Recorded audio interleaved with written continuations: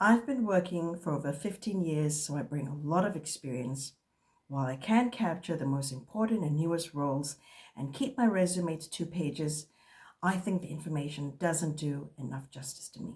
And I need to find a way to showcase more of what I have accomplished. What's a good way to do that? This is a great question, and one that I will address today.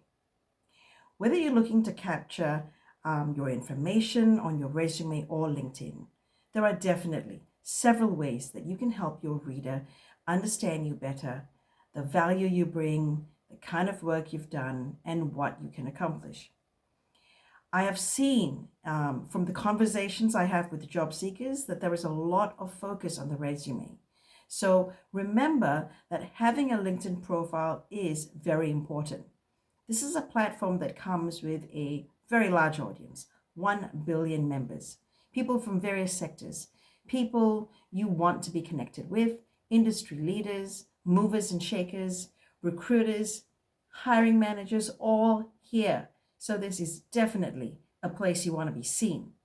It's highly recommended that you develop a LinkedIn profile.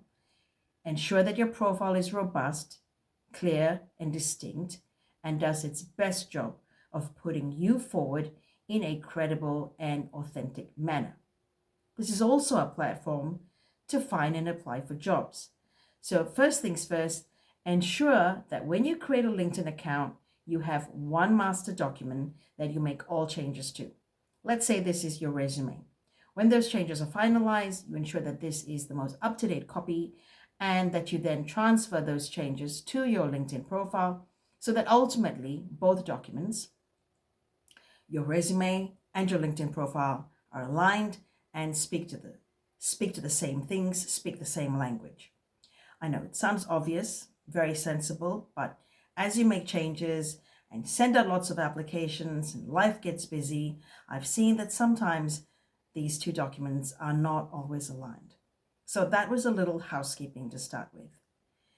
Now, coming back to the question, how can you showcase more of what you have accomplished? Couple of points. First, it's all about the context. Sometimes people add, important bits to their work history, but in the interest of brevity, we use bullet points and acronyms. Remember, your recruiter can come from anywhere and may not have experience or familiarity with what you speak about. So context is needed. Jargon needs to be removed or minimized, and acronyms explained at least on the first use. Second, remember that storytelling should be part and parcel of your approach. It's the human connection, and stories are far more memorable than facts and data alone. You have a story, your story, and you are the best person to share your story. So choose how you do so, what you want you focus your reader on, and the flow of information that makes the best sense. Help your reader get a sense of who you are, because resumes and profiles can be disjointed. Sometimes they don't make complete sense to others. So when we tell our story, we are connecting the dots for others to see, to believe, to understand. And so then the question is, how do we tell our stories? Well, on a resume, you can share a link to a portfolio website where all of your body of work sits. On your LinkedIn profile, you can create files such as slides, visuals, or documents, and add these as attachments to the individual work experience section. So let's say, for example, that you are a health and fitness coach and you had a client who has been having weight issues and approached you. They've asked you to assist them with a meal plan, a fitness regime, and guidance on nutrition and exercise. And so following your advice and guidance over a 6-month period, your client then loses 20 kilos and is incredibly pleased. This is something you can use to showcase what you can help clients with.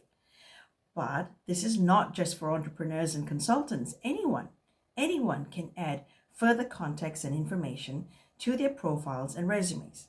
Now, besides taking the approach of a long form article, you can also develop a case study using a set of slides. With slides, the goal is less reliance on text. more engagement by using visuals and design, and it's a quicker read. It ticks off a number of boxes. When you create the slides on PowerPoint or Google Slides, you can then export the file as a PDF, and you upload the PDF to your work experience section on LinkedIn. Readers can click on it, get more details. You can also share it in your resume, or you can develop a short post on LinkedIn and give your readers a reason to review the case study. When you attach a PDF to your post, the post then comes out as a carousel post. Now, this is where you have a set of images that the reader can then swipe through like a slideshow. There is no opening of the file. It is already open, and this allows for bite-sized chunks of information to be shared. If you find you're getting a lot of engagement on your post, people are commenting or liking it, then you can consider making that post a featured post on your LinkedIn profile to drive even more traffic. And you can add the link in your resume. So in this way, you're allowing your work to speak for itself, to be visible, to be better understood, and to resonate with others. Give this a go. Let me know how it goes. Rowena Morais here with episode 8 of the Jobseeker series. Feel free to drop a comment or join in the conversation on LinkedIn.